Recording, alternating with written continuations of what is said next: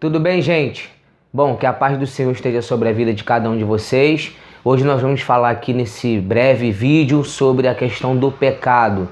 Na verdade, a palavra de Deus, ela trabalha o pecado sobre dois aspectos, o passivo e o aspecto ativo. A gente conhece muito bem o aspecto ativo do pecado, que são as proibições bíblicas. Você não pode mentir, você não pode roubar, você não pode assassinar. Essas proibições do que você não deve fazer, a gente vai trabalhar como pecado ativo, aquilo que você não deve cometer. Mas por um outro lado, nós temos também o pecado passivo, que é o que a Bíblia manda você fazer, e se você não fizer, você comete o pecado. Então nós temos aqui o pecado sobre dois aspectos, aquilo que eu faço de errado e aquilo que eu deixo de fazer de certo. E às vezes, muitas vezes, nós focamos só no que nós não devemos fazer. Não é um erro, é algo correto, mas nos esquecemos do que devemos fazer. Por exemplo, se eu não minto, se eu não bato, se eu não roubo, se eu não assassino, eu não vou cometer nenhum tipo de pecado? Só a título de exemplo? Não basta só não praticar o mal, mas também devemos praticar o bem.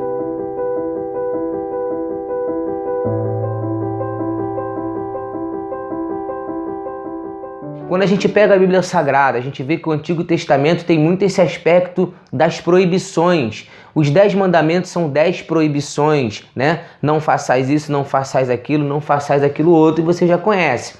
Mas Jesus, no Novo Testamento, especialmente no Sermão do Monte, vai trazer esse aspecto mais ativo no sentido de fazer o bem. O próprio Jesus vai dizer, aquilo que você quer que as pessoas façam para você, você deve fazer para eles.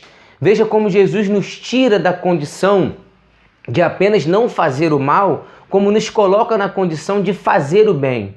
Inclusive ele até chega a dizer, né, o que tens ouvido pelos antigos, o que vocês têm ouvido pelos antigos, né, ama teu próximo e aborrece teu inimigo, eu porém vos digo, disse Jesus, né, perdoe seu inimigo, ame teu próximo, vai bem dizer aquele que vos maldiz.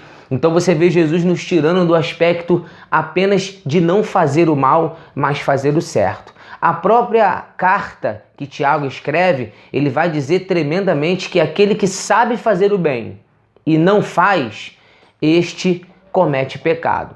Então nós temos aqui o pecado sobre dois aspectos. Eu não fazer o que é errado e deixar de fazer aquilo que é certo. Então, queridos irmãos, eu quero terminar esse vídeo com uma frase famosa de Martin Luther King Jr., que vai dizer o seguinte: Deus não se importa com o barulho dos maus, mas Ele se importa com o silêncio dos bons.